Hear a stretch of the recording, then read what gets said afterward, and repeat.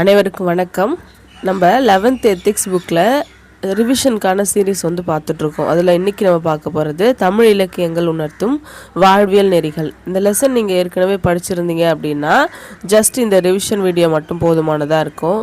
நீங்கள் எத்திக்ஸில் இந்த லெசன் படித்ததே இல்லை அப்படின்னா புக்கில் ஒன் டைம் ரீட் பண்ணிவிட்டு அதுக்கப்புறம் வீடியோ பார்த்தீங்க அப்படின்னா உங்களுக்கு யூஸ்ஃபுல்லாக இருக்கும்.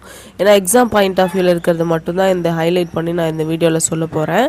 அதனால் உங்களுக்கு கண்டினியூவேஷன் இல்லாத மாதிரி தோணலாம். ஆனால் ஏற்கனவே லெசனை படிச்சிருந்தீங்க அப்படின்னா உங்களுக்கு ரொம்பவே யூஸ்ஃபுல்லாக இருக்கும். எக்ஸாம் பாயிண்ட் ஆஃப் வியூவில் சீக்கிரமாக ரிவிஷன் பண்ணுறதுக்கு இந்த வீடியோ நம்மளுக்கு ரொம்ப நல்லாயிருக்கும். ஃபஸ்ட்டு பாருங்கள், தமிழர்களின் விழுமியங்கள் என்னென்ன அப்படின்னு சொல்கிறாங்க. தமிழர்களின் விழுமியங்கள் காதல், நட்பு, உதவி, வாய்மை, விருந்தோம்பல், வீரம், கொடை, இதெல்லாம் தமிழர்களோட விழுமியங்கள் அப்படின்னு சொல்கிறாங்க. தமிழர்களோட பண்பாட்டு வளர்ச்சியோட ஊற்றுக்கண்கள் அப்படின்னு நிறைய நூல்களை சொல்லியிருக்காங்க.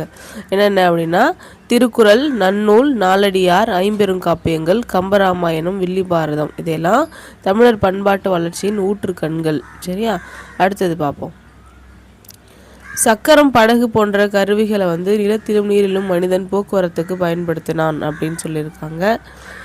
புற வளர்ச்சிக்கு உற்பத்தி கருவிகள் எவ்வளவு முக்கியமானதோ அதுபோல உறவு மேம்பாட்டிற்கு மனிதர்கள் தங்களோட வகுத்து கொண்ட நெறிமுறைகள் அப்படின்றது முக்கியமானதாக இருக்கும். அடுத்தது தமிழ் இலக்கியங்கள் கூறும் அறம் என்ன அப்படின்னு பாருங்கள். தமிழ் இலக்கியங்கள் தொன்று தொட்டு அறம், அன்பு, அருள், அடக்கம், அமைதி, அறிவு, ஆற்றல், உண்மை, உழைப்பு, நேர்மை, நாணயம், உயர்வு, ஒழுக்கம், இரக்கம், ஈகை, வீரம், காதல், கடமை, நீதிநெறி, இது எல்லாமே கொண்டது தான் தமிழ் இலக்கியங்கள். சரியா, அடுத்ததா காதல். தொல்காப்பியம் பாருங்கள் என்ன சொல்லுது அப்படின்னா மனமொத்த இருவருக்கிடையே தோன்றும் காதல் நிலை பேறு உடையது அப்படின்னு சொல்கிறாங்க. நம்ம ஏற்கனவே ஒரு எத்திக்ஸில் பார்த்தோம். அகவையாலும் எண்ணங்களாலும் ஒத்து சேமாக இருக்கவங்கள தான் கல்யாணம் பண்ணிப்பாங்க, தலைவன் தலைவியாக இருப்பாங்க அப்படின்னு அகம் சார்ந்த நூல்கள்லாம் இருக்கும் அப்படின்னு. அதே மாதிரி தொல்காப்பியம் என்ன சொல்லுது, மனமொத்த இருவருக்கிடையே தோன்றும் காதல் நிலை பேறு உடையதாக இருக்கும் அப்படின்னு சொல்லியிருக்கு. தொல்காப்பியம் பொருள் அதிகாரத்தில் பிறப்பே குடிமை ஆண்மை ஆண்டோடு உருவு நிறுத்த காமவாயில் நிறையே அருளே உணர்வோடு திருவன முறையுற கிளந்த ஒப்பினது வகையே அப்படின்னு திருமணத்துக்கான 10 பொருத்தங்களை விரிவாக சொல்லுது அப்படின்னு சொல்கிறாங்க. எக்ஸாமில் எப்படி கொஸ்டின் கேட்பாங்க அப்படின்னா முதலில் திருமணங்களுக்கான 10 விதிகள், அதாவது 10 பொருத்தங்களை சொன்ன தமிழ் நூல் எது அப்படின்னு கேட்பாங்க. அப்போது நம்ம என்ன சொல்லணும், தொல்காப்பியம் அப்படின்னு சொல்கிறோம். அடுத்தது குறுந்தொகை என்ன சொல்லுது அப்படின்னு பார்ப்போம். செம்புல பயல் நீர் போல அன்புடை நெஞ்சந்தான் கலந்தனவே அப்படின்னு ஒரு பாட்டு இருக்குது. நம்மளுக்கு நிறைய பாட்டில் கூட அந்த லைன் வரும். அது குறுந்தொகையில் வந்திருக்கு. சரியா, செம்மண் எப்படி தண்ணி கூட கலக்குதோ அந்த மாதிரி நம்மளோட 2 பேர் மனதும் கலந்தது அப்படின்னு அதுக்கு அர்த்தம். அடுத்தது என்ன இருக்குது பாருங்கள். நற்றிணை பாடல் ஒன்று கொடுத்துருக்காங்க. நின்ற சொல்லர் நீடு தோன்று இனியர் என்றும் என் தோல் பிரிவு அறியலரே தாமரை தன் தாது ஊதி மீமிசை சாந்தில் தொடுத்த தீந்தேனை போல புறையமன்ற புறையோர் கேண்மை அப்படின்னு சொல்லி ஒரு அன்போட தூய்மையை பற்றி ஒரு பாடல் இருக்கா.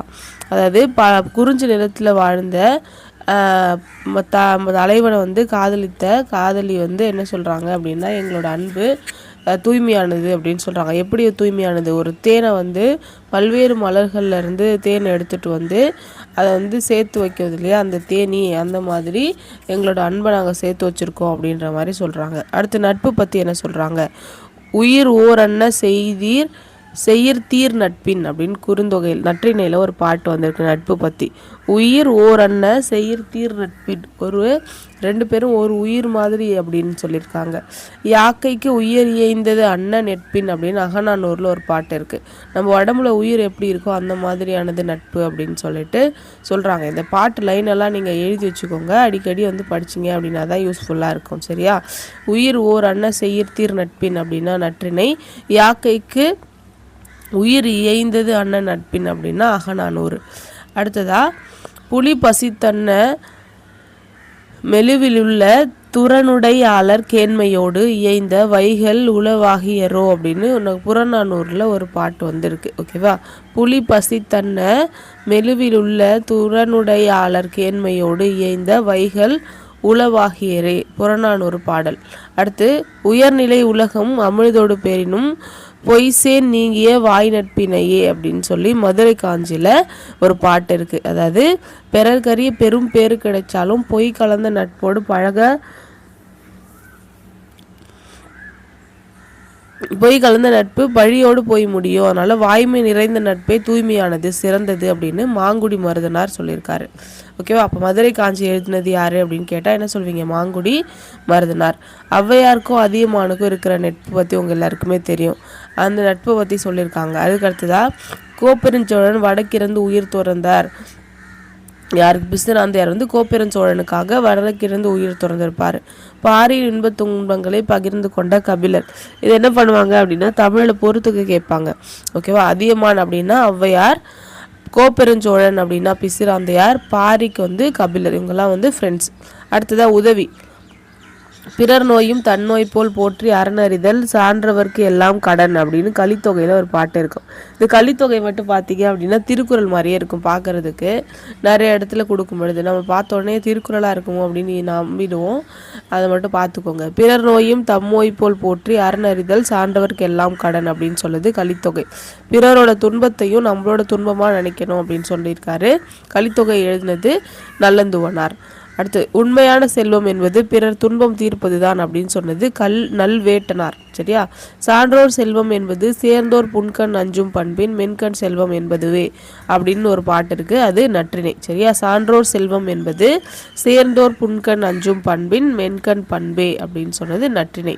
அடுத்து உறவினர் கெட வாழ்பவரின் பொலிவு அழியும் அப்படின்னு சொன்னது பெருங்கடுங்கோ. கலித்தொகையில தான் அதையும் சொல்லியிருக்காரு. சரியா? கலித்தொகை நிறைய பேர் எழுதியிருப்பாங்க, உங்களுக்கே தெரியும்.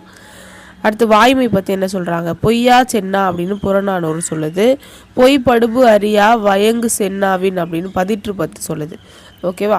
அடுத்து பிழையா நன்மொழி அப்படின்னு வாய்மையையும், பொய் பொதி கொடுஞ்சொல் அப்படின்னு பொய் சொல்கிறத பற்றியும் நற்றினை வந்து சொல்லியிருக்காங்க. அடுத்து நிலம் புடை பெயர்வது ஆயினும் கூறிய சொற்புடை பெயர்தலோ இலரே. நிலமே பிளந்துட்டு வந்தாலும் சரி, சொன்ன உண்மையை வந்து காப்பாற்றுவோம், பொய் சொல்ல மாட்டோம் அப்படின்னு சொல்லிட்டு நற்றினையில் ஒரு பாடல் இருக்குது. அடுத்து நிலம் திறம் பெயரும் காலை ஆயினும் கிளந்த சொல் நீ பொய்ப்பு அறியலையே அப்படின்ட்டு பதிற்று பத்தில் ஒரு பாடல் இருக்குது. நிலம் பெயரினும் நின் சொல் பெயரல் அப்படின்னு புறநானூரில் ஒரு பாட்டு இருக்குது. எல்லாத்துலேயும் பாருங்கள் நிலம் நிலம் அப்படின்னு வரும். ஏன்னா ஒரு நிலமே வந்து பூகமே வந்தாலும் நான் பொய் சொல்ல மாட்டேன். பூகம்பம் நம்ம நாட்டில் வராது இல்லையா அதிகமாக தமிழ்நாட்டில், அப்படி பார்ப்போம். அடுத்து விருந்தோம்பல் பற்றி என்ன கொடுத்துருக்காங்கன்னு பாருங்கள். அல்லில் ஆயினும் விருந்து வரின் உவக்கும். அல்லில் ஆயினும் விருந்து வரின் உவக்கும் முல்லை சான்ற கற்பின் மெல்லியர் குறுமகள் உறைவின் ஊரே அப்படின்னு சொல்லி நற்றினையில் ஒரு பாடல் இருக்குது. அமிர்தமே கிடைச்சாலும் தான் மட்டும் சாப்பிடாம விருந்தினருக்கும் வழங்கி சாப்பிடுவாங்களாம். விதைக்கு போட்ட தினையை வந்து உரலில் குத்தி அதை வந்து சமைச்சு வந்தவங்களுக்கு சாப்பாடு போட்டாங்க அப்படின்னு புறநானூரில் ஒரு பாடல் இருக்குது. விருந்தினருக்கு சாப்பாடு போட வரகை வந்து கடனாக வாங்கிட்டு வந்தாங்க அப்படின்னு புறநானூரில் ஒரு பாடல் இருக்குது. அதே மாதிரி உணவிடுவதற்காக ஒருவன் தன்னோட வீர வாளையும் அடகு வச்சது ஒரு செய்தி புறநானூரில் இருக்குது. அதே மாதிரி விருந்தினரோட தொடர்ச்சியான வருகையிலால் கணவனுக்கும் மனைவிக்கும் வந்து சண்டை போடுறதுக்கே நேரம் இல்லை அப்படின்னு நற்றினையில் ஒரு பாடல் இருக்குது. ஏன்னா விருந்தினர் வந்தாங்க அப்படின்னா முகமலர்ச்சியோட 2 பேரும் சேர்ந்து தான் சாப்பாடு போடணும். விருந்தாம்பல் கை கூடாத வாழ்க்கை விருந்து கண்டு ஒலிக்கும் திருந்தா வாழ்க்கை அப்படின்னு புறநானூரில் பெருங்குன்றூர் கிழார் வந்து சொல்லியிருக்காரு. ஓகேவா? இது எல்லாமே நம்மளுக்கு பாடல் வரிகள், எந்தெந்த பாடல் எந்தெந்த லைன் எந்தெந்த வரிகள் வந்து எந்தெந்த புக்கில் வருது அப்படின்னு நீங்கள் நோட் பண்ணி வச்சுக்கோங்க. அடுத்ததாக பெண்களோட நிலை. பெண்கள் பார்த்தீங்க அப்படின்னா கற்பொழுக்கத்தோடையும் இருந்தாங்க, பெரியவரை பேணுதலையும் இல்லற வாழ்விலையும் சிறப்பாக இருந்தாங்க. தன் மகன் மார்பில் விழுப்புண் புட்டு கிறந்து கிடப்பதை கண்ட தாய் என்ன சொல்கிறாங்க அப்படின்னா, அவனை பெற்ற நாளில் இருந்த விட இன்னைக்கு நான் ரொம்ப சந்தோஷப்படுறேன் அப்படின்னு சொல்கிறாங்க. இன்னொரு தாய் என்ன சொல்கிறாங்க அப்படின்னா, உன்னோட பையன் எங்கே அப்படின்னு கேட்கும் பொழுது, அவன் இப்போ எங்கே இருப்பான்னு தெரியல, அவனை ஈன்ற வயிறு மட்டும் புலி தங்கின குகை மாதிரி இருக்குது, அவன் வந்து போர்க்களத்தில் தான் இருப்பான், அவனை போய் பாருங்க அப்படின்னு புறநானூரில் ஒரு பாடல் இருக்குது. இது எல்லாமே வீரத்தை பற்றி, பெண்களும் வீரமாக இருந்தாங்க அப்படின்றத பற்றி சொல்லுது. மக்கள் பேறு அப்படின்றது ஒரு சமூக கடமையாக கருதுனாங்க. மக்கள் பேருக்கு உயர்ந்த மகத்துவம் அப்படின்றது இருந்துச்சு. மயக்குறு மக்களை இல்லோர்க்கு பயக்குறை இல்லை தாம் வாழும் நாளே அப்படின்னு புறநானூரில் ஒரு பாடல் இருக்குது. சங்க காலத்தில் ஔவையார், நச்செல்லியார், நன்முல்லையார், ஆதிமந்தியார், நப்பசலையார், முடத்தாம கன்னியார், காக்கை பாடினியார், உக்கூர் மாசாத்தியார், பொன்முடியார் இவங்க எல்லாம் பெண்பார் புலவர்கள். அவங்க பொது வாழ்க்கையிலும் ஈடுபட்டாங்க. எப்படி அதியமான் நெடுமான் அஞ்சுக்காக தொண்டைமான் கிட்ட ஔவையார் தூது போனாங்க. பாடினி, விரலி இவங்கெல்லாம் ஆடல் கலையை சிறந்து விளங்கி வளர்த்தாங்க. அடுத்து சங்க காலம் ஒரு வாழ்வியல் பொற்காலம் அப்படின்னு சொல்கிறாங்க. எப்படி சொல்கிறாங்க? எவ்வழி நல்லவர் ஆடவர் அவ்வழி நல்லை வாழிய நிலனே அப்படின்னு புறநானூரில் சொல்லியிருக்காங்க. ஒரு ராஜா நாட்டை சிறப்பாக ஆக்கணும் அப்படின்னா அந்த ராஜாவோட பண்புகளுக்கு முக்கியத்துவம் கொடுக்கணும் அப்படின்னு சொல்லி சங்ககால மன்னர்கள் கல்வி, வீரம், கொடை, நட்பு, சான்றோரை பாதுகாத்தல் இது எல்லாத்துலேயுமே சிறப்பாக செயல்பட்டாங்க. வீரம்னு பார்க்கும்பொழுது சங்க காலத்தில் ஒருத்தருக்கு ஒருத்தர் அந்த எல்லையை காப்பாற்றுறதுக்காக சண்டை பண்ணுவாங்க. அப்படி இன்னும் பொழுது வீரத்துலேயும் அறத்தோடு இருந்தாங்க அப்படின்னு ஒரு பாடல் சொல்லியிருக்கு புறநானூரில். ஆவும் ஆணியீர் பார்ப்பனமாக்கலும் பெண்டிரும் பிணியுடையீரும் பேரும் பேணி தென்புல வாழ்நர்க்கு அருங்கடன் இருக்கும் பொன்போர் புதல்வர் பெறாதீரும் எம் அன்பு கடிவிடுதும் நும் மரம் சேர்மின் அப்படின்னு சொல்கிறாங்க. அதாவது பசுக்கள், கால்நடைகள், அதுக்கப்புறம் பார்ப்பனமாக்கல் அப்படின்னா என்ன சொல்லுவாங்க, பிராமணர்கள், பெண்டீர்னா பெண்கள், பிணியுடையர்னா நோயுடையவர்கள், அதுக்கடுத்து குழந்தை பேர் இல்லாதவங்க, இவங்க எல்லாரும் என்னோட அம்பு வர்றதுக்கு முன்னாடி போய் பத்திரமா இருந்துக்கோங்க அப்படின்னு என்ன சொல்கிறாங்க, அவங்களுக்கு பாதுகாப்பாக இடத்துக்கு போங்க அப்படின்னு சொல்கிறாங்க. அப்போது மற்றவங்க போரில் ஈடுபடாத எந்த ஒரு அப்பாவையும் சாவடிக்கூடாது அப்படின்றத கரெக்டாக இருந்திருக்காங்களாம். அந்த காலத்தில் காவல் மரம் அப்படின்னு ஒரு மரம் இருந்துச்சு. அந்த மரம் பார்த்திங்கன்னா ஒரு ராஜாவுக்கும் ஒரு மரம் இருக்கும்.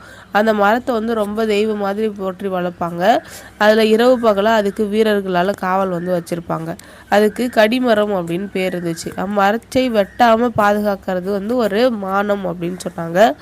என்னென்ன மரம்லாம் வளர்ப்பாங்க அப்படின்னா வேங்கை, புன்னை, வேம்பு இந்த மாதிரி மரங்கள் எல்லாம் காவல் மரங்களாக வளர்த்துருக்காங்க. ஒரு ராஜா இன்னொரு ராஜாவை தோக்கடிச்சிட்டான் அப்படின்னா அதை காட்டுறதுக்கு அவனோட காவல் மரத்தை வெட்டுறது அப்படின்றது ஒரு மரபாக வச்சுருந்துருக்காங்க. அடுத்ததாக கொடை. பாடான் திணை அப்படின்னு சொல்லிட்டு ஒரு திணை இருக்குது, உங்கள் எல்லாருக்குமே தெரிஞ்சுக்கும். அது வள்ளல்களை பற்றி பெருமையாக பாராட்டுறதுக்காக. இதில் கடையெழு வள்ளல்கள் அப்படின்ட்டு இருப்பாங்க. ஆயண்டிரன் என்ன பண்ணுவார் அப்படின்னா தன்னை நாடி வந்த புலவர்களுக்கு வாரி வழங்கினார் அப்படின்னு சொல்கிறாங்க. அந்த வாரி வழங்கின யானைகளோட எண்ணிக்கை வான்மீன் பல பூப்பினும் ஆனாது மண்ணே அப்படின்னு முடமோசியார் சொல்லியிருக்காங்க. ஓகேவா? வானத்தில் நட்சத்திரத்தை பார்க்குவீங்கல்ல, அந்த நட்சத்திரத்தை விட அதிகமான எண்ணிக்கையில் யானைகளை இவன் என்ன பண்ணியிருக்கான், தானமாக கொடுத்துருக்கான் அப்படின்னு சொல்லி முடமோசியார் அவரை புகழ்ந்து பேசியிருக்காரு. அது மட்டும் இல்லாமல் புலவர்களுக்கு மட்டும் இல்லாமல் பாணன், பாடினி, கூத்தர், விரலி இந்த மாதிரியான கைவினை கலைஞர்கள், அதாவது ஆடல் மாந்தர்களுக்கும் என்ன பண்ணுறாங்க, வாரி வழங்கியிருக்காங்க. மாசில் கம்பு சொல்லி தன்ன அறுவை உடியி பாம்பு வெகுண்டன்ன தேரல் நல்கி புனவனில் வழா பல்வேறு அடிசில் இளங்கதிர் ஞாயிறு எல்லும் தோற்றத்து விலங்கு போர்க்களத்தில் விரும்புவன பேணி ஆனா விரும்பின் தான் நின்று ஊட்டி அப்படின்னு சிறுபானாற்று பாடையில் ஒரு பாடல் இருக்குது. ஓகேவா? அந்த அளவுக்கு என்ன பண்ணுவாங்க, நல்லா சாப்பாடு ஊற்றுவாங்க அப்படின்னு சொல்லி கொடுப்பாங்க அப்படின்னு சொல்கிறாங்க. காம்பு சொல்லி தன்ன அறுவை உடியி பாம்பு வெகுண்டன்ன தேரல் நல்கி, ஓகேவா, வழா பல்வேறு அடிசில் இளங்கதிர் ஞாயிறு எல்லும் தோற்றத்து விலங்கு போர்க்களத்தில் விரும்புவன பேணி ஆனா விரும்பின் தான் நின்று ஊட்டி அப்படின்னு. அந்த அளவுக்கு அடிசில் அப்படின்னா சாதம், குழம்பு இதெல்லாம் சொல்லுவோம். தேரல் அப்படின்னா தேன் அப்படின்னு சொல்லுவோம். ஓகேவா? தேனும் தென்னை அப்படி சொல்லிட்டு நல்ல சாப்பாடு போட்டு அது கூடவே பக்கத்தில் இருந்து என்ன பண்ணுவாங்களாம், பரிமாறுவாங்க அப்படின்னு சிறுபானாற்றுப்படை சொல்லுது. அதே மாதிரி பதிற்றுப்பத்தில் சேர மன்னர்கள் கொடை வள்ளலாக இருந்தாங்க அப்படின்னு சேர மன்னர்களை பற்றி சொல்லுது. ஆற்றுப்படை நூல்கள் எல்லாருமே வள்ளல் தன்மையை பாராட்டுறதுக்காக வந்த நூல்கள் தான். 10 நூல்களில் 5 நூல்கள், 10 பாட்டில் 10 நூல்கள் இருக்கும். அதில் 5 நூல்கள் ஆற்றுப்படை நூல்களாக தான் இருக்குது. அடுத்தது அறநெறி போற்றல். அறநெறி கூறி வழிநடத்தும் தகுதியுடையவர்கள் இருந்தாங்க. அவங்க பகை நாட்டு மன்னரின் புலவர்களை யானையை கொண்டு இடற செய்யும் வேலையில், அதாவது ஒரு பகை நாட்டோட குழந்தைங்களை பகை நாட்டு மன்னனோட குழந்தைங்களை சாவடிக்கலாம் அப்படின்னு பார்க்கும்போது வேணாம் அப்படின்னு தடுத்து நிறுத்தியிருக்காங்க. ஓகேவா? யார் சொல்லி? புலவர்கள் சொல் கேட்டு. அடுத்ததாக புலவர்கள் சொல்லி வரியை குறைச்சிருக்காங்க. போரை வேணாம் அப்படின்னு சொல்லியிருக்காங்க. பகை நாட்டு ஒற்றனை என்ன பண்ணுவாங்கன்னா சாவடிக்க போவாங்க. அப்போ ஒற்றனை சாகடிக்கிறது மாண்பு இல்லை அப்படின்னு சொல்லும்பொழுது அவனை விட்டுருவாங்க. அந்த மாதிரி விஷயங்கள் எல்லாம் புலவர்களுக்கு முன்னுரிமை அப்படின்றது கொடுத்துருக்காங்க அறிவுரை கேட்கறதுல. அடுத்து அறநெறி முதற்றே அரசின் குற்றம் அப்படின்னு புறநானூறு சொல்லுது.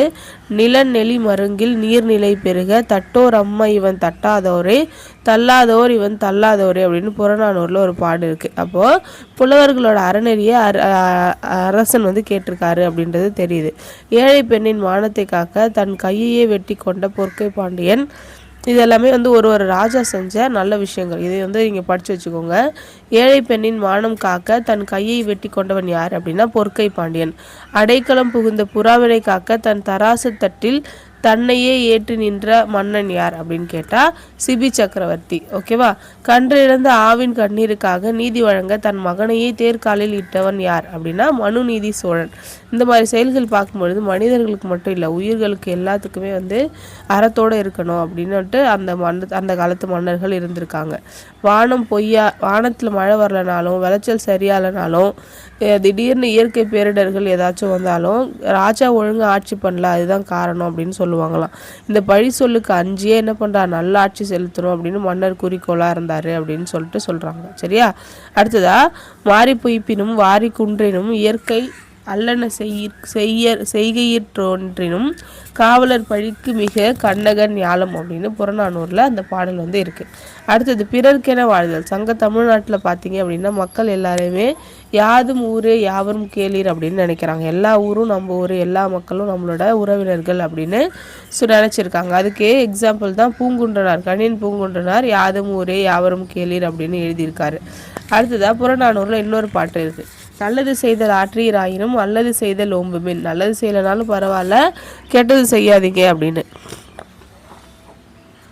அடுத்ததா உண்டால் அம்மை இவ்வுலகம் இந்திரர் அமிழ்தம் இயைவதாயினும் இனிது என தமியர் உண்டலும் இலரே முனிவுலர் துஞ்சலர் பிறர் அஞ்சுவது அஞ்சி புகழெனின் உயிரும் கொடுக்குவர் பழியனின் உலகுடன் பெரினும் கொள்ளலர் அயர்வில்லர் அன்னமாட்சித்து அணையராகி தமக்கென முயலா நோந்தால் பிறர்க்குண முயலுனர் உண்மையானே அப்படின்னு ஒரு பாட்டு இருக்குது. ஓகேவா? இந்திரனோட அமிர்தமே கிடைச்சாலும் என்ன பண்ண மாட்டாங்களாம், தனியாக சாப்பிட மாட்டாங்களாம், எல்லாருக்கும் கொடுத்துட்டு தான் சாப்பிடுவாங்களாம். சரியா? அதே மாதிரி சோம்பலாக இருக்க மாட்டாங்களாம், பயப்பட மாட்டாங்களாம். பிறர் அஞ்சுவதை அஞ்சி புகழ் அப்படின்னா உயிரே கொடுத்து வாங்கிக்குவாங்களாம் புகழை. பழி அப்படின்னா இந்த உலகமே அவங்களுக்கு கிடைச்சாலும் அந்த பழி வேணாம் அப்படின்னு சொல்லுவாங்களாம். அந்த மாதிரி ஆள்கள் தான் நம்மளுக்குன்னு வாழாமல் பிறருக்காக வாழ்வாங்க அப்படின்னு சொல்லி புறநானூரில் ஒரு பாடல் இருக்குது. ஓகேவா? அப்போ சங்க காலத்து மக்கள் எல்லாம் எந்த அளவுக்கு இருந்தாங்க அப்படின்றது இந்த ஒரு பாட்டை வச்சே தெரிஞ்சுக்கலாம் அப்படின்னு சொல்கிறாங்க. அடுத்ததான் நம்மளுக்கு 11 கீழ்கணக்கு நூல்கள். 11 கீழ்கணக்கு நூல்கள் பார்த்தீங்க அப்படின்னா 18 நூல்கள் இருக்கும். 11 அப்படின்னா 18. இதில் 11 நூல்கள் அறநூல்களாக இருக்குது. ஓகேவா? 6 நூல்கள் அகப்பொருள் சார்ந்தும் ஒரு நூல் மட்டும் புறப்பொருள் சார்ந்து அமையுது. அந்த 18 நூல்கள் என்னென்ன அப்படின்னு ஒரு வெண்பா பாட்டு இருக்குது பாருங்கள். நாலடி நான்மணி நானார்ப்பது ஐந்தினை முப்பால் கடுகம் கோவை பழமொழி மாமூலம் இந்நிலை சொல் காஞ்சியோடு ஏலாதி என்பவே கைநிலையவாம் கீழ்கணக்கு. ஓகேவா? இதில் பாட்டை மனப்பாடம் பண்ணிட்டீங்க அப்படின்னா அந்த 18 பாட்டையும் நம்மளால் சொல்ல முடியும். அடுத்தது திருக்குறளை பாருங்கள். அழுக்காறு அவாகியலி இன்னா சொல் நான்கும் இழுக்கா ஐயன்றது அறம். ஒருத்தன் அறத்தோடு வாழணும் அப்படின்னா என்ன பண்ணணும், அழுக்காறு பொறாமையை விட்டுடணும், பேராசையை விட்டுடணும், கோபத்தை விட்டுடணும், கடுஞ்சொல்லை விட்டுடணும். இந்த நாலத்தையும் விட்டுட்டான் அப்படின்னா அவனோட வாழ்க்கை அறத்தோடு இருக்கும் அப்படின்னு சொல்கிறாங்க. அடுத்தது ஆற்றின் ஒழுக்கி அறநெழுக்கா இல்வாழ்க்கை நோற்பாரின் நோன்மை உடைத்து அப்படின்னு சொல்கிறாரு. ஒருத்தன் போயிட்டு துறவி மாதிரி கடுமையான தவம் பண்ணணும் அப்படின்னு அவசியம் இல்லை. அவன் வாழ்கிற வாழ்க்கையிலே அரணுக்கு இழுக்கு வராத மாதிரி ஒரு வாழ்க்கையை நடத்தினா அப்படின்னா அவனே ஒரு துறவி மாதிரி தூய்மையானவனாக இருப்பான் அப்படின்னு சொல்கிறாங்க. அகனமர்ந்து செய்யால் உரையும் முகனமர்ந்து நல்விருந்து ஓம்புவானில்.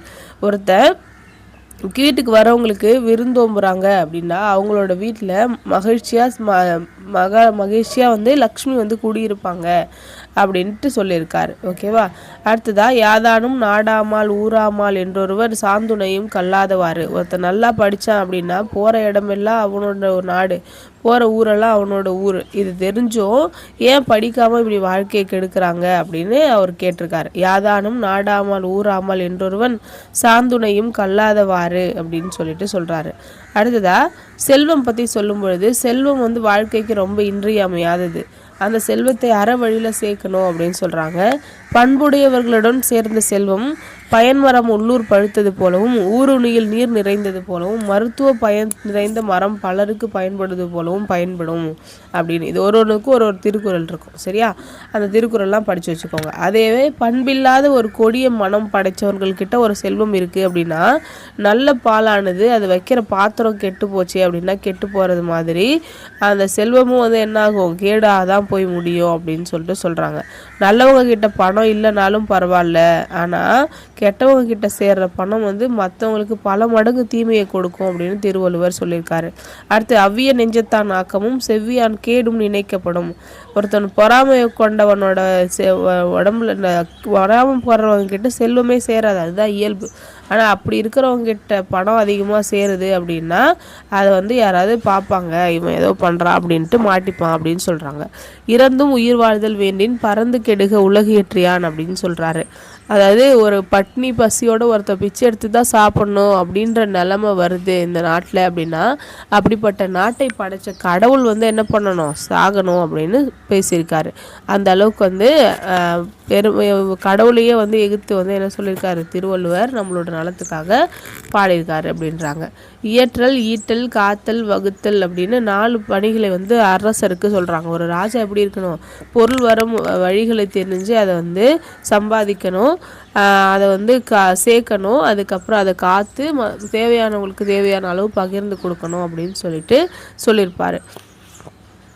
அடுத்து மனித வாழ்க்கைக்கு தேவையான நற்பண்புகளை பற்றி வள்ளுவர் என்னெல்லாம் சொல்லியிருக்காரு அப்படின்னா அன்பு, நாணம், ஒப்புரவு, கண்ணோட்டம், வாய்மை, இனியவை கூறல், செய் நன்றி அறிதல், இது எல்லாமே மனித வாழ்க்கைக்கு தேவையான நற்பண்புகள் அப்படின்னு சொல்லியிருக்காரு. வையத்துள் வாழ்வாங்கு வாழ்வான் வானுரையும் தெய்வத்துள் வைக்கப்படும் அப்படின்னு சொல்கிறாரு. இந்த பூமியில் நல்ல அறத்தோடு வாழ்கிறவன் எப்படி இருப்பான் அப்படின்னா தெய்வத்துக்கு இணையாக வைக்கப்படும் அப்படின்னு சொல்லியிருக்காரு. அடுத்தது நாலடியார் கூறும் அறம் அப்படின்னு பார்க்குறான். நாலடியார் வந்து ஒரு நீதி நூல் தான். சரியா. 4ம் 2ம் சொல்லுக்குறுதி, ஆளும் வேலும் பல்லுக்குறுதி, 4ம் 2ம் சொல்லுக்குறுதி அப்படின்னு ஒரு பாட்டு இருக்கும். அதுலேருந்தே நம்மளுக்கு தெரியுது திருக்குறளுக்கு அடுத்து ஒரு புகழ் வந்து கொடுத்துருக்காங்க நாலடியாருக்கு அப்படின்னு சொல்லி. நாலடியாரை எழுதினது யார் அப்படின்னா சமண முனிவர்கள். துறவரத்தை பாராட்டி பேசுதல், உலக இன்பத்தை வெறுத்தல், ஊழ்வினை, மறுபிறப்பு, புலால் உண்ணாமை, உயிர் கொலை புரியாமை, இது எல்லாமே சமண கொள்கைகள். இந்த சமண கொள்கைகள் எல்லாம் வந்து நாலடியார் வலியுறுத்துது. அடுத்தது அறமும் ஒழுக்கமும். கலர் நிலத்திலே விளைஞ்சாலும் உப்பையும் நல்ல விளை நிலத்தில் பிறந்த நெல்லுக்கு இணையாக தான் கருதுகிறோம். அப்போது எங்கே நம்ம பிறக்கிறோம் அப்படின்றது முக்கியம் இல்லை, நம்ம எப்படி வந்து பிற்காலத்தில் வளர்கிறோம் வாழறோம் அப்படின்றது தான் முக்கியம் அப்படின்னு சொல்லிட்டு சொல்கிறாங்க. அப்போ பிறப்பை மட்டும் கொண்டு ஒருத்தர் உயர்ந்தவர் தாழ்ந்தவர்னு சொல்லக்கூடாது அப்படின்னு சொல்லிட்டு இதுதான் நாலடியார் வந்து சொல்லுது. அதையே தான் திருவள்ளுவரும் சொல்லியிருப்பார், பிறப்புக்கும் எல்லா உயிர்க்கும் ஓகேவா சிறப்போவா செய்தொழில் வேற்றுமையான் அப்படின்னு சொல்லிட்டு. அடுத்ததா கலர் நிலத்து பிறந்த உப்பினை சான்றோர் விளைநிலத்து நெல்லின் விழுமிதா கொள்வர் கடைநிலத்தோர் ஆயினும் கற்றறிந்தோரை தலைநிலத்து வைக்கப்படும் அப்படின்னு நாலடியாரில் ஒரு பாட்டு இருக்குது. ஓகேவா. உப்பு வந்து கலர் நிலம், உப்பு வந்து எங்கே விளையும், உப்பு தண்ணியில் தான் விளையும். ஆனாலும் அதை நம்ம நெல்லுக்கு இணையாக வந்து அதுக்கு அந்த காலத்தில் காசு கொடுத்து வாங்குவாங்க பண்ட மாற்று முறையில். அந்த மாதிரி நம்ம வந்து எந்த ஒரு இடத்துல பிறந்தாலும் நம்ம படித்த படிப்புக்கான மரியாதை நம்மளுக்கு கிடைக்கும் அப்படின்னு சொல்லியிருக்காரு. அறிவு தெளிவில்லாதவர்களுடைய நட்பை விட அவர்களோட பகையே வந்து முக்கியம், நல்லது அப்படின்னு சொல்லியிருக்காரு. முட்டாள்கள்கிட்ட போய் ஃப்ரெண்ட்ஷிப் வச்சுக்கல முடியல அப்படின்னு நம்ம ஃபீல் பண்ணக்கூடாது, அவங்ககிட்ட சண்டை போடுறது தான் நம்மளுக்கு விலகி இருக்கிறது தான் நல்லது அப்படின்னு சொல்லிட்டு சொல்கிறாரு. அதே மாதிரி எவ்வகை மருந்தினாலும் தீர்க்க முடியாத நோய் மாதிரி கொடுமையானது அவர்களோட விஷயம். ஒருவரிடம் இல்லாத பெருமைகளை கூறி அவங்கள புகழ்ந்து பேசுறதை விட அவங்கள பழித்து பேசுறதே நல்லது அப்படின்னு எளிய கருத்துக்களை நாலடியார் வந்து நம்மளுக்கு சொல்லுது. அடுத்து பிற்கால அறநூல்கள்னு பார்க்கும்பொழுது ஔவையார் பாடிய ஆத்திச்சூடி, கொன்றை வேந்தன், மூதுரை, நல்வழி, இது எல்லாமே அறம் சொல்லும் நூல்கள் தான். அவரை தொடர்ந்து பல நீதி நூல்கள் இயற்றப்பட்டது. வெற்றி வேர்க்கை, நீதிநெறி விளக்கம், அறநெறிச்சாரம், நீதி வெண்பா, இது எல்லாமே வந்து நம்ம படிச்சிருப்போம். பாரதியாரும் என்ன பண்ணியிருக்காரு, ஒரு ஆத்திச்சூடி எழுதியிருக்காரு. பாரதிதாசனும் புதிய ஆத்திச்சூடி எழுதியிருக்காங்க. இதெல்லாமே நம்மளுக்கு தெரியும். அடுத்து நன்னூல் என்ன சொல்லுது அப்படின்னு பாருங்கள். நன்னூல் வந்து ஒரு இலக்கண நூல், அது ஞாபகம் வச்சுக்கோங்க. நன்னூலை எழுதினது பவநந்தி முனிவர். இதில் எழுத்து சொல் அப்படின்னு 2 அதிகாரங்கள் இருக்குது. இந்த நூலில் பொதுப்பாயிரம் அப்படின்றது நூலை பற்றியும், நல்ல ஆசிரியர்னா யார், நல்ல மாணவர்கள்னா யார், நல்ல மாணவர்களாக இல்லாதவங்க யார் அப்படின்ற விஷயங்கள் எல்லாம் சொல்லுது. இது எல்லாமே எக்ஸாம் பாயிண்ட்லாம் நம்மளுக்கு முக்கியம் அப்படின்னு பார்க்க முடியாது. அந்த மாதிரிலாம் விஷயங்கள் இருக்குது அப்படின்றத மட்டும் படிச்சுக்கிட்டா போதும். அடுத்தது ஆசிரியர் மாணாக்கர் உறவு எப்படி இருக்கணும், நெருப்பில் குளிர் காயறது மாதிரி இருக்கணும். ரொம்ப அழகாக சொல்லியிருக்காங்க பாருங்கள். ஆசிரியர்கிட்ட மாணவர்கிட்ட இருக்க ஒரு உறவு வந்து நம்ம ஒரு நெருப்பில் எப்படி குளிர் காய்வோம், பட்டும் படாமல் இருப்போம்ல, அந்த மாதிரி இருக்கணும் அப்படின்னு சொல்கிறாங்க. எட்டையும் போகக்கூடாது, கிட்டையும் வரக்கூடாது அப்படின்னு. ஒரு நூல் எப்படி இருக்கணும், அறியாமை நீக்கி அறிவை வளர்த்து மனிதரின் மனக்கோணலை நீக்குவது தான் நூலின் மாண்பு அப்படின்னு நன்னூல் வந்து சொல்லியிருக்கு. அடுத்தது எப்படி படிக்கணும், ஒரு முறைக்கு பல முறை படித்தாலே முழு அறிவு கிடைக்கும் அப்படின்னு நன்னூல் வந்து சொல்லுது. ஆசிரியர் சொல்கிறத அப்படியே உள்வாங்கிட்டோம் அப்படின்னா கால் பங்கி படிச்சிருவோம். கூட படிக்கிறவங்க கிட்ட அதை பற்றி பேசுகிறோம், உரையாடுறோம் அப்படின்னா மீதி கால் பகுதியை படிக்கிறோம். அதே மாதிரி நம்ம படித்தது வந்து மற்றவங்களுக்கு எக்ஸ்பிளைன் பண்ணுறோம் அப்படின்னா மீதி பாதி பகுதியை வந்து படிக்கிறோம். இப்படி நாளும் பண்ணால் மட்டும்தான் நம்மளோட அறிவு முழுசாகும் அப்படின்னு சொல்லியிருக்குது நன்னூல். ஓகேவா. அடுத்தது சிலப்பதிகாரமும் மணிமேகலையும் என்ன சொல்லுது அப்படின்னு பாருங்கள். சிலப்பதிகாரமும் மணிமேகலையும் பார்த்தீங்க அப்படின்னா இரட்டை காப்பியங்கள் அப்படின்னு சொல்லுவோம். இது வந்து ஒரு காப்பியங்கள். சிலப்பதிகாரம் வந்து உங்களுக்கு எல்லாருமே நல்லாவே தெரிஞ்சிருக்கும். ஓகேவா. எக்ஸாம் பாயிண்ட் ஆஃப் வியூவில் முக்கியமானதை மட்டும் இன்றைக்கி பார்க்க போகிறோம். ஒரு நாள் மரக்கலம் உடைந்து அலைக்கடலில் தவிக்கும் போது மணிப்பல்லவத்தில் வாழற ஒரு பெண் தெய்வம் வந்து கரை சேர்த்தது கோவலனோட மூதாதையர்களை. அப்போது அந்த தெய்வத்தோட பேர் வந்து மணிமேகலா தெய்வம். மணிமேகலை பிறக்கும் பொழுது அவங்க அப்பா கோவலன் என்ன பண்ணுறாரு அப்படின்னா அந்த தெய்வத்தை நினைவுபடுத்தி பெண்ணுக்கு வந்து மணிமேகலை அப்படின்னு பேர் வைக்க சொல்கிறாரு. அப்போது கோவலன் வந்து செய்நன்றி மறவாத பண்பினன் அப்படின்றது இதன் மூலமாக தெரியுது. அதே மாதிரி கோவலன் வந்து யானைக்கிட்ட இருந்து ஒரு முதியவரை காத்த கருணை மறவானாகவும் இருக்கிறார் அப்படின்னு சொல்கிறாங்க. பிரிந்த கணவன் மனைவியை சேர்க்கறதுக்காக தன்னோட பெரும் பொருளை வந்து கொடுத்துருக்கான் அப்படின்னு சொல்லியிருக்காங்க. அதுக்கப்புறம் வந்து அவரோட சுற்றுத்தாரையும் ஆறுதலோடு சேர்த்து இல்லோர் செம்மலாகவும் வந்து வாழ்ந்திருக்கான் அப்படின்றத சொல்லியிருக்காங்க. ஓகேவா. அதுக்கப்புறம் நீங்கள் கோவலனோட கதையெல்லாம் பற்றி சொல்லியிருப்பாங்க, அதெல்லாம் நம்மளுக்கு வேணாம். அடுத்து கோவலன் வந்து வெளில போயிட்டு ஏமாந்துட்டு வீட்டுக்கு வரும்பொழுது கண்ணகி சொல்கிறாங்க, போற்றா ஒழுக்கம் புரிந்தீர் அப்படின்னு சொல்லி திட்டுறாங்க. ஓகேவா. தேவையில்லாத வேலை பார்த்துட்டீங்க அப்படின்னு சொல்லிட்டு எல்லாரும் கேவலமாக பேசுகிற மாதிரி நடந்துக்கிட்டீங்க அப்படின்னு சொன்னது தான் இந்த போற்றா ஒழுக்கம் புரிந்தீர் அப்படின்னு. கோவலன் வந்து ஒழுக்க பிறழ்வு இருக்கிறான். அதனால அவன் வந்து என்ன பண்ணுறான், களவு பழி சுமந்து அவனோட உயிர் பிரியறதுக்கே அதுவே காரணமாக இருக்குது. ஓகேவா. கோவலன் பார்த்தீங்க அப்படின்னா ஒரு நல்ல குடியில் பிறந்திருப்பான், நல்ல பணக்காரனாக இருப்பான். இருந்தாலும் ஒழுக்கம் மாறிடுச்சு, ஒழுக்கமாக இல்லை அப்படின்னா அவனை காப்பாற்றுறதுக்கு யாராலையும் முடியாது அப்படின்னு கோவலனே வந்து சொல்லியிருக்கான். ஓகேவா. கோவலன் ஒருத்தன் வந்து அவனோட ஒழுக்கத்தில் சிறப்பாக இல்லை அப்படின்றதுனால எவ்வளோ பேருக்கு பாதிப்பு அப்படின்னு பாருங்கள். ஃபஸ்ட்டு கோவலன் ஒழுக்கமாக இல்லாததுனால அவனோட பெற்றோர் வந்து என்ன பண்ணுறாங்க, பையன் இப்படி ஊதாரியாக போயிட்டானே அப்படின்னு துறவரத்துக்கு போயிட்டாங்க. அடுத்தது மாதவி வந்து என்ன பண்ணுறாங்க, அவங்க 2வது மனைவி வந்து தீ குளிக்க போயிட்டாங்க. கவுந்தி அடிகள் வந்து வடக்கிருந்து உயிர் விட்டுட்டாங்க. பாண்டியன் மதுரையை எரிச்சிட்டான். ஓகேவா. அதாவது பாண்டியனை கொன்னுட்டாங்க. பாண்டியன் வந்து அதாவது தற்கொலை பண்ணிக்கிட்டான், இறந்துட்டான். அதுக்கப்புறம் கண்ணகி வந்து மதுரையை எரிச்சிட்டாங்க. அதுக்கப்புறம் கண்ணகியும் வந்து என்ன பண்ணிட்டாங்க அப்படின்னா போயிட்டு வடக்கிருந்து உயிர் திறந்திருப்பாங்க. அப்போது ஒரே ஒரு மனிதன் ஒழுக்கமாக இல்லாததுனால எந்த அளவுக்கு இந்த உலகம் பாதிக்கப்படுது அப்படின்றத சிலப்பதிகாரம் நம்மளுக்கு சொல்லுது. அதே பாண்டிய மன்னன் பாருங்கள், யானோ அரசன் யானே கல்வன் அப்படின்னு சொல்லிட்டு இறந்து போகிறான். ஓகேவா. அவன் தவறான நீதி கொடுத்துட்டான் அப்படின்றது தெரிஞ்ச உடனே அவன் இறந்து போகிறான். இதை பார்த்த சேர மன்னன் அந்த செய்தியை கேட்டு என்ன சொல்கிறாரு அப்படின்னா, பாண்டிய மன்னன் தனது வளைந்து விட்ட செங்கோலை உயிரை துறந்து நேராக்கினான் அப்படின்னு சொல்கிறாங்க. ஓகேவா. அந்த அளவுக்கு அவன் மானத்தோடு இருந்திருக்கான். அவனோட செங்கோல் வந்து எந்த ஒரு கெட்ட பேரும் வராத அளவுக்கு என்ன பண்ணிட்டான், அவன் உயிரையே விட்டுட்டான் பாருங்கள் மானத்துக்காக அப்படின்னு சொல்லி பெருமையாக சொல்லியிருக்காங்க. மழை பொய்த்தாலோ குடிமக்கள் தவறிழைத்தாலோ மன்னனையே தான் வந்து எல்லாம் திட்டுவாங்களாம். குடிமக்கள் பசி பிணி இல்லாமல் பார்த்துக்கிறது அப்படின்றது தான் வந்து ஒரு ராஜாவோட முக்கியமான கடமை. அது இருந்துச்சு அப்படின்னா அந்த மன்னனை வந்து கொடுங்கோலன் அப்படின்னு சொல்லி மக்கள் தூற்றுவாங்களாம். அதுக்கு பயந்துக்கிட்டே வந்து மன்னன் வந்து என்ன பண்ணுவாங்களாம், ஆட்சி பண்ணுவாங்களாம்.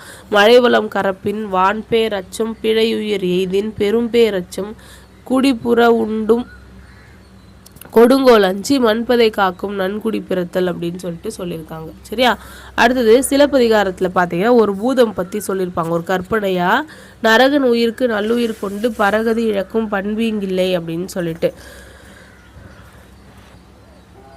என்ன ஆகும் அப்படின்னா, ஒரு சிலப்பதிகாரத்தில் அடைக்கல காதை அப்படின்னு ஒரு காதை இருக்குது. அதில் வந்து சதுக்க பூதம் அப்படின்னு ஒரு பூதம் இருக்குது. அது வந்து அற வழியிலேருந்து விலகுறவங்களை வந்து தண்டிக்கும். யாரெல்லாம் தண்டிக்கும் அப்படின்னா, கூடா ஒழுக்கத்தில் இருக்கிற போலி துறவியர்கள், அடுத்தது பெட்ட வழியில் போகிற பெண்கள், அடுத்தது பிறர் மனைவியை நேசிப்பவர்கள், பொய் சான்று சொல்பவர்கள், பின்னாடி பேசுகிறவங்க, ஓகேவா, பாசத்தால் இவங்க எல்லாரையும் பார்த்தீங்க அப்படின்னா பாசக்கயிறால் கட்டி 4 காதம் சுற்றளவு கேட்கும்போது கேட்குற அளவுக்கு கடும் குரல் எழுப்பி நிலத்தில் இருந்து புடச்சி அதை வந்து சாப்பிட்டுடும் அப்படின்னு சொல்லிட்டு சொல்கிறாங்க. இதை ஒரு வாட்டி என்ன பண்ணுறான் அப்படின்னா, கற்புடைய மங்கையை பற்றி அவனோட கணவன் கிட்ட ஒருத்தன் வந்து பொய் சான்று சொல்லிட்டான். சரியா, பொண்டாட்டி சரியில்லை அப்படின்னு சொல்லிட்டு. அப்போ என்ன ஆகும் அப்படின்னா, அவன் என்ன பண்ணுறான், அவங்க அப்பா வந்து என்ன பண்ணுறா அவங்க அம்மா வந்து என்ன பண்ணுறாங்க அப்படின்னா, என் பையன் தெரியாமல் பொய் சாட்சி சொல்லிட்டான், அவனுக்கு பதில் என்னோட உயிரை எடுத்துக்கோ, அவனை விட்டுடு, மன்னிச்சிரு அப்படின்னு சொல்லிட்டு கெஞ்சுறாங்களாம் அந்த பூதத்துக்கிட்ட. அப்போ அந்த பூதம் என்ன சொல்லுது, நரகன் உயிருக்கு நல்லுயிர் கொண்டு பரகதி இழக்கும் பண்பீங்கில்லை, கெட்டதை செஞ்சதை வேற ஒருத்தன், அதுக்காக நான் வந்து ஒரு நல்லவங்களை வந்து சாவடிக்கிற கெட்ட குணம் எனக்கு இல்லை அப்படின்னு சொல்லிச்சு அப்படின்னு சொல்கிறாங்க. சரியா, அடுத்ததா சிலப்பதிகாரத்தில் வஞ்சி காண்டம்ல பார்த்தீங்க அப்படின்னா, துன்பம் அல்லது தொழு தகவு இல்லை அப்படின்னு சொல்லிட்டு ஒரு லைன் வந்து கொடுத்துருக்காங்க. சரியா, பார்த்தோம்ல, மழைவளம் கரப்பின் வான்பேர் அச்சம் பிழையுயிர் எய்தின் பெரும்பேரச்சம் குடிப்புற உண்டு கொடுங்கோல் அஞ்சி மண்பதை காக்கும் நன்குடி பிறத்தல் துன்பம் அல்லது தொழில் தகவியில் அப்படின்னு சிலப்பதிகாரத்தில் வஞ்சிக்காதையில் வந்து நம்மளுக்கு கொடுத்துருக்காங்க. அடுத்ததா, அறமெனப்படுவது யாதென கேட்பின் மறவாது இது கேள் மண்ணுயிர்க்கெல்லாம் உண்டியும் உரையிலும் கொடுத்து உண்டியும் உரையிலும் அல்லது கண்டதில் அப்படின்னு மணிமேகலை வந்து ஒரு பாட்டில் வந்து சொல்லியிருக்காங்களாம். சரியா, அப்போது ஒரு மனுஷனுக்கு உண்டி அதெல்லாம் சாப்பாடு, உரையுள்னா வீடு, ஓகேவா, இது கொடுத்தீங்க அப்படின்னா இதுதான் மண்ணுயிருக்கு எல்லாம் ரொம்ப முக்கியம் அப்படின்னு சொல்லியிருக்காங்க. கணிகை மகள் அப்படின்னு சொல்லி சோழனால் குறிக்கப்பட்ட ஒரு மணிமேகலை அவளோட ஒழுக்கத்தின் காரணமாக உயர்ந்து நிற்கிறாள். ஓகேவா, மாதவியோட மகள் அப்படின்றதுனால அவளை வந்து ஆரம்பத்தில் இழிவாக வந்து ஒரு மன்னன் பேசியிருப்பான். ஆனால் வந்து அவளோட ஒழுக்கத்தினால அவள் என்ன பண்ணுறா, ஒரு கடவுளுக்கு இணையாக போற்றப்படுறா. ஒழுக்கத்தின் எய்துவர் மேன்மை இழுக்கத்தின் எய்துவர் எய்தா பழி அப்படின்னு இதனால தான் நம்ம சொல்கிறோம். அடுத்ததாக சீவக சிந்தாமணி, இது நம்ம தமிழில் தோன்றிய முதல் விருத்தப்பாவால் தோன்ற காப்பியம் அப்படின்னு சொல்லுவோம். இது எழுதினவர் திருத்தக்க தேவர். ஓகேவா, அந்த திருத்தக்க தேவர் வந்து சீவக சிந்தாமணியை பார்த்தீங்க அப்படின்னா நிலையாமையை முன்னிறுத்தி எழுதியிருப்பார். ஒரு கடுவன் அப்படின்னா ஒரு ஆண் குரங்கு பெண் குரங்குக்கு பலாப்பழத்தை வந்து அதோட நகத்தலைக்கீறி வளர்ந்து கொடுக்குது. ஓகேவா, அந்த பெண் குரங்கு மந்தி வாங்குச்சு. அந்த நேரத்தில் பார்த்தீங்க அப்படின்னா 2 குரங்குகளையும் அடித்து துரத்திட்டு அந்த தோட்டக்காரன் அந்த பலாப்பழத்தை பறிச்சுக்கிட்டான். அப்போது இதை பார்க்கும்பொழுது சீவகன் என்ன பண்ணுறான், இந்த உலகம் வந்து நிலையில்லானது, எப்படி அவங்க அப்பா கிட்ட இருந்து கட்டியங்காரன் இந்த நிலத்தை பிடுங்கிட்டானோ அந்த மாதிரி இந்த பலாப்பழத்தையும் அந்த தோட்டக்காரன் பிடுங்கிட்டான் அப்படின்றது தெரிய வருது. அப்போ இந்த உலகம் வந்து நிலையில்லாதது அப்படின்றது இதன் மூலமாக நம்மளுக்கு சொல்கிறாங்க. அரசன் ஒரு அமைச்சரை பலமுறை ஆராய்ந்து தெளிய வேண்டும் அப்படின்னு இதனால தான் சொல்கிறாங்க. ஏன்னா கட்டியங்காரன் வந்து சயச்சந்தனோட அமைச்சராக தான் இருந்திருப்பான். அப்போ அமைச்சர் தெளிவாக ஆராய்ச்சி பண்ணி தேர்ந்தெடுக்காதனால என்ன பண்ணுறான், ஆட்சியை பிடுங்கிட்டான்.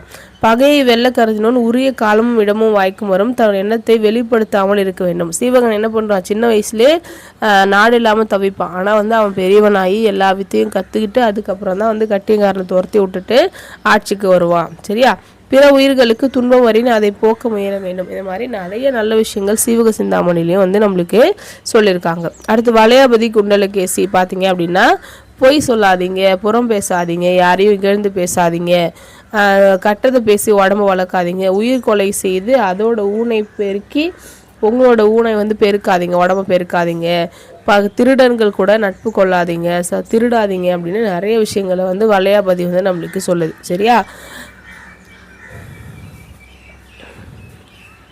வாழ்வோட நிலையாமையை பற்றி அழகாக ஒரு பாட்டில் வந்து குண்டலகேசியில் சொல்லியிருப்பாங்க. இந்த பாட்டு ரொம்ப நல்லாயிருக்கும்.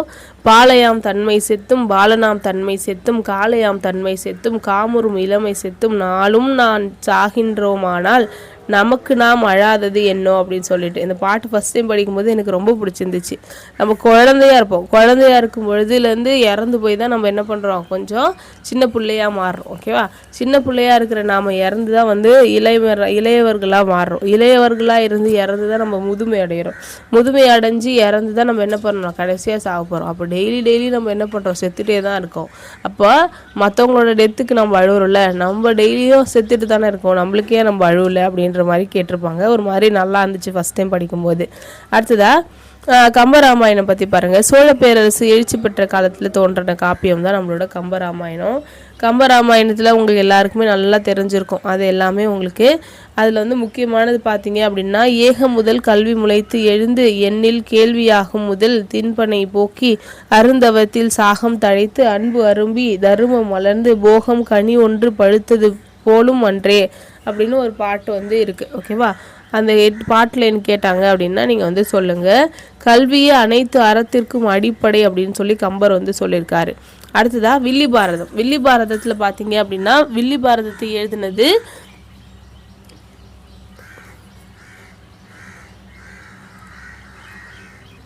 வில்லிபுத்தூரார். சரியா? வடமொழியில் வியாசர் எழுதின பாரதத்தை அடிப்படையாக கொண்டு வில்லிபுத்தூரார் வந்து ஒரு பாரதம் எழுதியிருப்பார்.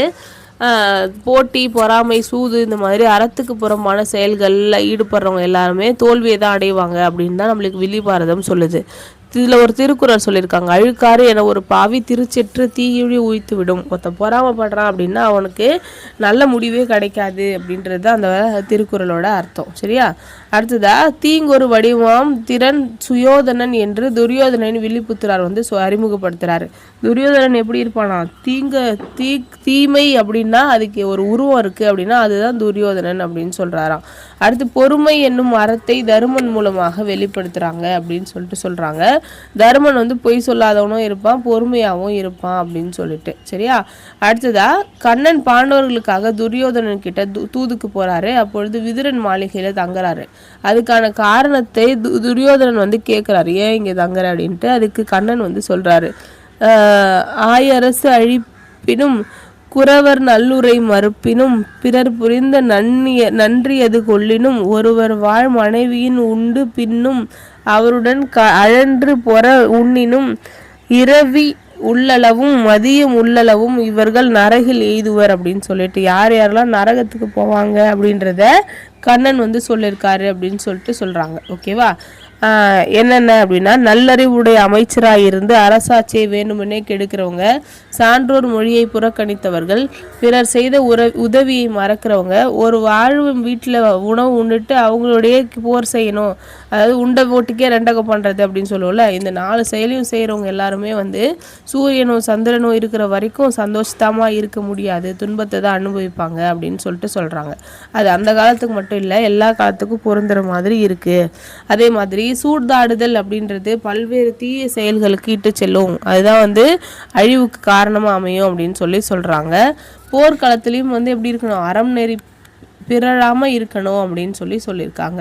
அடுத்ததாக தமிழ் இலக்கியங்கள் காட்டும் வாழ்வியல் நெறிகள். இதில் பார்த்தீங்க அப்படின்னா பொறுத்துக்களை கேட்பாங்க, இல்லை நம்மளுக்கு பொருந்தாத ஒன்றை தேர்ந்தெடு அப்படிலாம் வந்து தமிழில் உங்களுக்கு கொஷின் வரும் இல்லையா. அதில் பார்த்தீங்கன்னா தாய்மைக்கு விசையை மாதவி குந்தியை பற்றி சொல்கிறாங்க. தாய்மை அப்படின்னா யாரெல்லாம் வருவாங்க, விஜயை, மாதவி, குந்தி, இவங்கெல்லாம் வந்து பார்த்தீங்கன்னா ஒரு காப்பியத்தில். குந்தி வந்து மகாபாரதத்தில் வருவாங்க, மாதவி வந்து சிலப்பதிகாரத்தில், விசை வந்து சீவக சிந்தாமணியில் வருவாங்க. கற்பிற்கு கண்ணகி, சீதை, பாஞ்சாலி, தந்தையோட பாசத்துக்கு தசரதன், பொறுமைக்கு தருமன், ராமன், நட்பிற்கு குகன், கர்ணன், தொண்டிற்கு இலக்குவன், அனுமன், ஈகைக்கு கர்ணன், நீதி வழுவா அரசாட்சிக்கு பாண்டியன், தியாகத்திற்கு பீஷ்மர், பரதன், விவேகத்துக்கு விதுரன். இந்த மாதிரி பல்வேறு பாத்திரங்களும் நம்மளுக்கு சொல்லியிருக்காங்க. அடுத்தது கூடவே கூடா நட்பிற்கு கூனி, சகுனி, கட்டியங்காரன், ஒழுக்க பிறழ்வுக்கு கோவலன், ராவணன், பொறாமைக்கு துரியோதனன், சூர்பனகை, காந்தாரி, வழி தவறிய மகனை நல்வழிப்படுத்திய தவறியவர்களில் திருதராஷ்டிரன், பெண்மையை இழிவுபடுத்தினதுல துச்சாதனன், இவங்கெல்லாம் தீமைகளின் உருவமாக நம்மளுக்கு காட்டப்படுது. ஓகேவா? இலக்கியங்களில். அடுத்ததா அறங்குறுந்தல் இந்த ஒரு டேப்லெட் காலம் இருக்கு இல்லையா, அது ரொம்ப முக்கியம். அந்த காலத்தில் பார்த்தீங்க அப்படின்னா ராஜாக்கு தப்பு செய்யறது தண்டிக்கிறாரு அப்படின்னா மன்னன் தண்டிச்சாலும் நீதி வழங்குறதுக்கு அப்படின்னு அறங்கூறும் அவயங்கள் அப்படின்றது இருந்திருக்கான். அதை பற்றி நிறைய பாடலில் நம்மளுக்கு சொல்லியிருக்காங்க. அறங்கூறு அவயம் அப்படின்னு 10 பாட்டில் மதுரை காஞ்சியில் ஒரு லைன் இருக்குது. அறநெறி திரிய அன்பின் அவயம் புறநானூரில் சொல்லியிருக்காங்க. அரங்கெழு சோழர் உறந்தை அவையத்து அரங்கட அறியாதாங்கு நற்றினை அரங்கெழு நல்லவை அகநானூறு முறையுடைய அரசன் செங்கோல் அவையத்து குறுந்தொகை அரசுகோல் கோடினும் அரங்கூறு அவயம் சிலம்பு அப்படின்னு அறத்தூரும் அவயம் இருந்ததை நிறைய விஷயங்கள்ல நம்மளுக்கு சொல்லியிருக்காங்க. அடுத்து புக் பேக் பாருங்க. வாய்மையை பிழையா நன்மொழி என்று குறிப்பிடும் 8 தொகை நூல் எது அப்படின்னு கேட்குறாங்க. ஆப்ஷன் குறுந்தொகை, நற்றிணை, அகநானூறு, புறநானூறு. இதுக்கான ஆன்சர் கமெண்ட்ல சொல்லுங்க. வாய்மையே பிழையா நன்மொழி அப்படின்னு சொல்றது எந்த நூல் அப்படின்று. சங்ககால பெண்பார் புலவர்கள் வரிசையில் இடம் பெறாதவர் யாரு அப்படின்னு கேட்குறாங்க. காரைக்கால் அம்மையார். சரியா, மற்றவங்க எல்லாரும் வருவாங்க. காரைக்கால் அம்மையார் ஒரு நாயன்மார். சரியா, ஆற்றுப்படை நூல்களில் எதுக்காக இயற்றினாங்க? அரசரோட வள்ளல் தன்மையை புகழ்ந்து பாராட்டுறதுக்காக. கோவலன் செய் நன்றி மறவா பண்பினன் அப்படின்னு ஏன் சொல்கிறோம்? மணிமேகலா அப்படின்ற தெய்வத்தோட நினைவாக தன்னோட குழந்தைக்கு மணிமேகலைன்னு பேர் வச்சான், அதுக்காக. அகநூல் எது அப்படின்னு கேட்குறாங்க. பின் வருவனவற்றுள் நாலடியார் இன்னா 40 திருக்குறளெல்லாம் அறநூல்கள். அகநூல் வந்து குறுந்தொகை. அடுத்து சரியான விடை குறிப்பை தேர்ந்தெடுங்க அப்படின்னு கேட்குறாங்க. வாக்கு தவறாமை சபரி, நட்புக்கு அனுமன், செயல் வீரர் குகன், விருந்து தசரதர் அப்படின்னு கொடுக்குறாங்க. சரியான விடை குறிப்பு அப்படின்னு பார்க்கும் பொழுது வாக்கு தவறாமை அப்படின்னு பார்த்தீங்க அப்படின்னா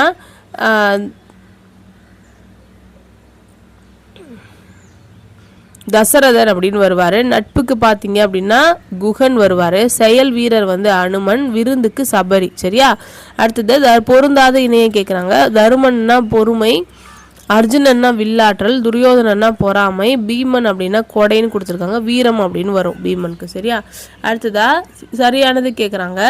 பாண்டுவோட மனைவி குந்தி, ராவணனோட மனைவி மண்டோதரி, ராமனோட மனைவி சீதை, திருதராஷ்டிரனோட மனைவி காந்தாரி. சரியா, அடுத்து பின்வருவற்றில் பொருந்தாத இணை எது அப்படின்னு கேட்குறாங்க.